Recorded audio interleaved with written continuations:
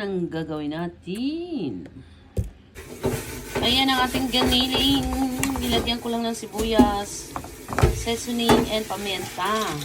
Ihalo natin yan dito sa patatos. Patatas na galing sa aming taniman. Maliliit na lang ito kasi yung iba ay binenta na namin. Dodorogin ko iyan dito kaya gagawa tayo ng koroke. Durog na oh. 'Di ba? Ang galing. Ihalo natin yung ating giniling. Mix lang natin yan.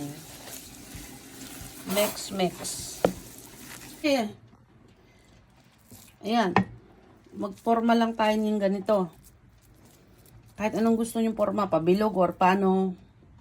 Tapos sausaw natin dito sa ating harina.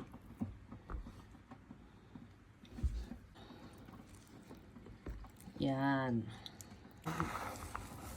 Crumbs. Yan. Yan. Yung ginawa natin. Oh. Kulang kasi yung mantika natin, kaya yan ang isample ko lang sa inyo. Oh. Mas maganda kasi nakalutang yan. Yan, baliktad natin. Alam mo, pwede itong pang snack. Pwede na rin pang ulam. Oh. Diba? Oh, luto na. Luto na yung ating koroke. Simple lang. Lagyan natin ng sauce. Yan.